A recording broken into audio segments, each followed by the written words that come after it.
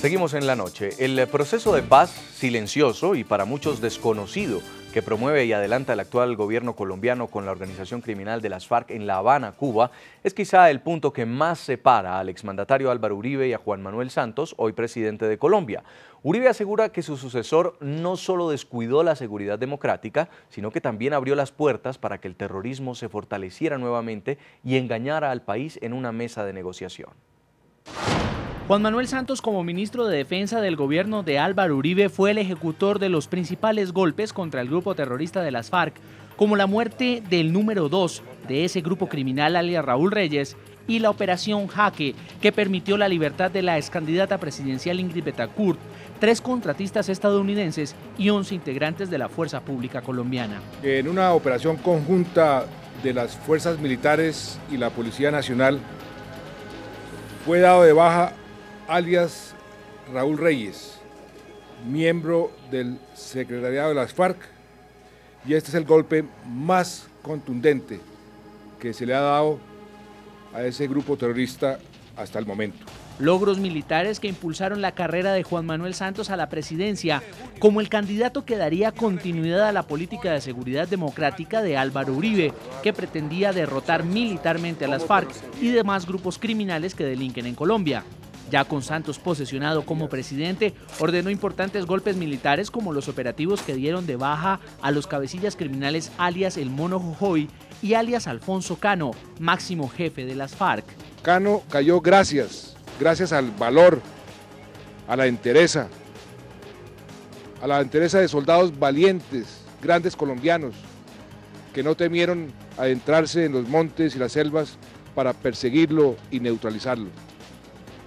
Su caída es, sin duda alguna, el golpe más importante que se haya dado en la historia de esta lucha contra ese grupo subversivo. Pero al mismo tiempo y de forma secreta, el gobierno de Santos ambientó la posibilidad de llegar a una mesa de diálogo con las FARC, hecho que anunció después de año y medio de acercamientos con voceros del grupo criminal en La Habana, Cuba.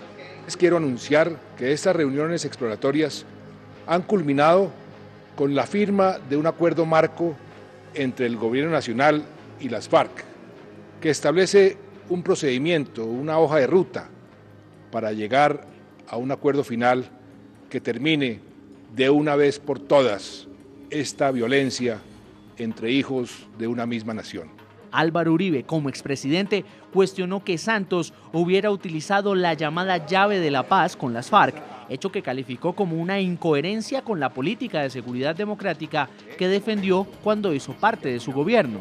Muy grave que el diálogo con la FARC se dé con una seguridad debilitada, mire lo que está pasando todos los días en Colombia, y con un terrorismo recrudecido. Muy grave que no le exijan a la FARC como condición para el diálogo el cese de actividades criminales.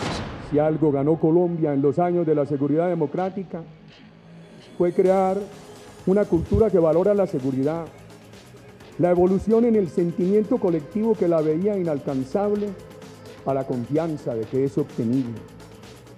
Este valor agregado no puede perderse. Senador Juan Carlos Vélez, ¿hasta dónde este proceso de paz compromete o no una eventual reelección del presidente Juan Manuel Santos y la ruptura de las negociaciones afectaría el proyecto político reeleccionista? A ver, yo pienso que el gobierno le está apostando fuertemente al proceso de paz y prácticamente su reelección va a depender de los resultados que allí se obtengan. Lamentablemente nosotros vemos que este es un proceso de paz que no se ha llevado de la debida forma, que tiene muchas dificultades, por ejemplo, el reconocimiento del conflicto armado interno, que de una vez por todas le dio la posibilidad a la guerrilla que no le siguiéramos dando ese tratamiento de grupos terroristas.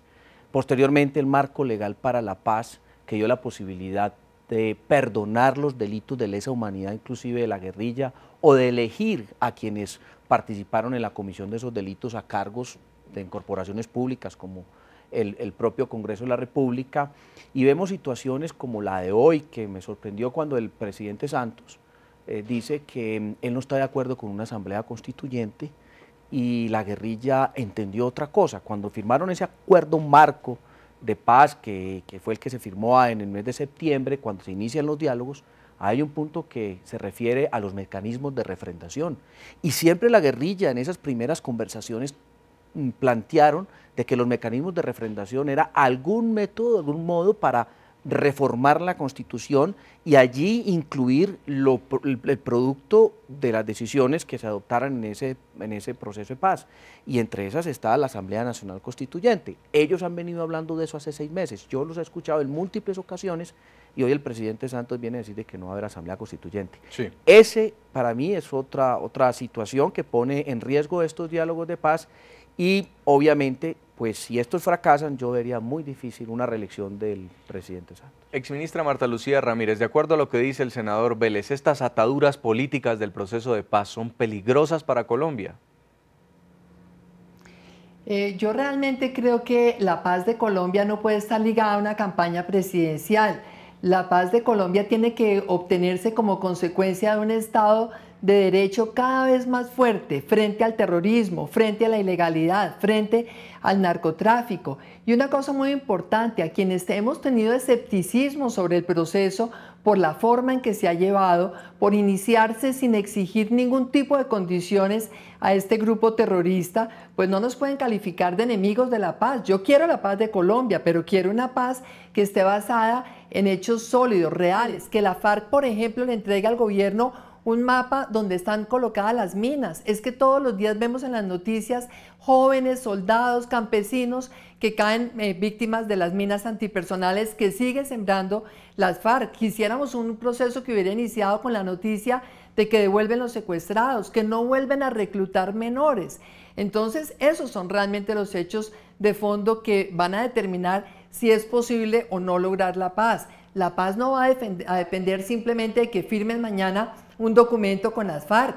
La paz dependería de que las FARC cesen realmente sus acciones terroristas contra la población. Fíjese que el propio ministro de Defensa, Juan Carlos Pinzón, hace 4 días denunció que las FARC en la mitad del proceso están subcontratando atentados terroristas con grupos terroristas como el ELN y con grupos ilegales como las famosas BACRIM. Entonces, ¿de qué proceso de paz estamos hablando? Luego, yo sí creo que es totalmente inconveniente esta vinculación entre una campaña política y una campaña para la reelección eventualmente y una búsqueda de la paz que, repito, tiene que venir de la mano del fortalecimiento del Estado, del fortalecimiento de las acciones, tanto de las fuerzas militares como de la justicia contra todos estos grupos terroristas, ilegales y narcotraficantes. En Washington, señor Frechet, ¿y hasta qué punto entonces una declaración de Juan Manuel Santos contra Venezuela, que es un país facilitador del proceso de paz,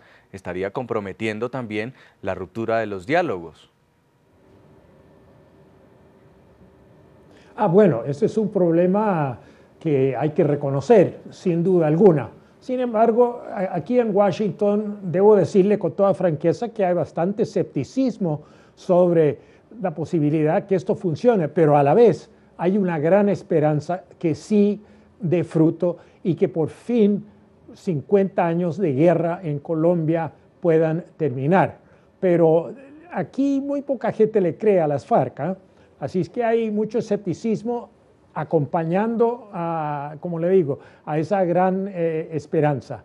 Pero no cabe duda, el presidente Santos se ha valido de cierto apoyo del presidente Chávez en Venezuela para arreglar estos acuerdos. Y claro, al denunciar a Venezuela por lo que ha pasado con la falta del presidente Chávez, pues claro, es muy posible que eche todo al agua. Vamos a otra pausa comercial en el programa La Noche. Ya continuamos para seguir revisando los puntos que tienen en discordia a 2 de los hombres más populares en Colombia, el presidente Juan Manuel Santos y el expresidente Álvaro Uribe Vélez.